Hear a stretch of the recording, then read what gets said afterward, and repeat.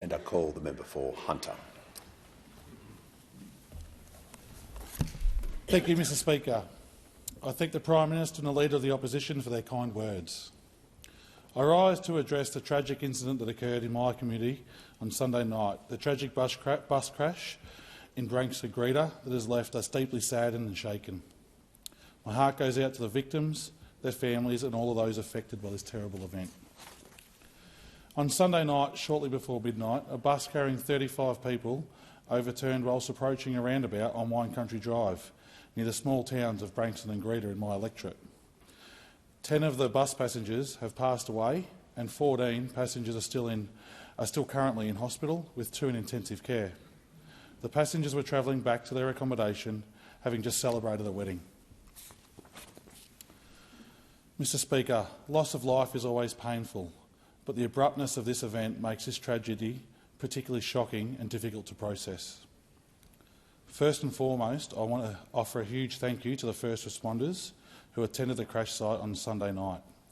They arrived at a confronting scene and worked hard into the night to save lives and minimise injuries. They are heroes. I'd like to thank the New South Wales Ambulance, the Branxton Fire and Rescue New South Wales team, the police officers from across the Hunter Valley Police District, as well as many other first responders who attended the scene on Sunday night.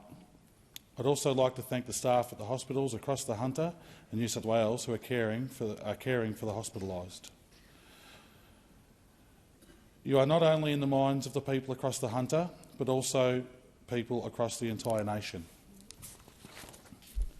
Our community is in the early stages of grieving, and my heart goes out to everyone affected by this tragic event. Either directly or indirectly, we're all impacted by this tragedy. Being a wedding, victims of this bus crash are not just from the Hunter. Victims have come from all other parts of Australia as well. The grieving is not just happening in my electorate, but all over this country.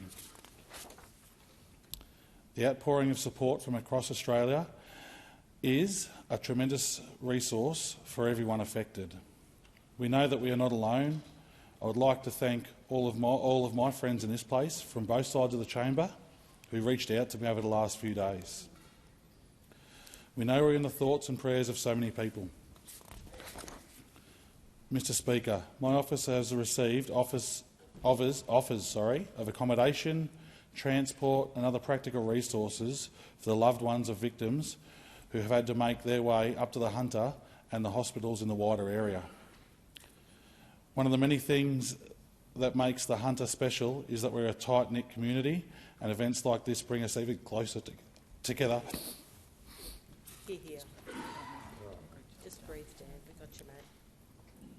This event has brought out the best in our community. I'm so grateful to see that. It is a source of comfort for so many. But, Speaker, it is a tough time for everyone. It's okay to not be okay, and support is available for you if you need it.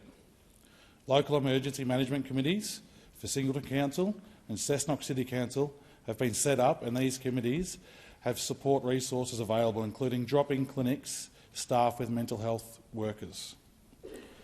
If you're having any trouble getting access to any of the support you need, another option is just to reach out to my office.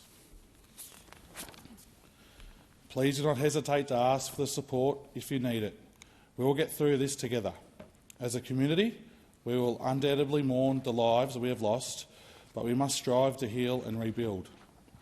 As a community, we will come together, supporting one another during this difficult time. Whether it will be through organising counselling services, fundraising efforts, or simply just being there for each other, we can provide strength and solidarity in need to overcome this tragedy. Speaker, our hearts are heavy as we mourn the lives that lost. Let us remember the victims with love and respect and honour their memory by committing ourselves to creating a safer, more compassionate community. Together we can emerge from the dark of this moment, stronger and more united than ever before.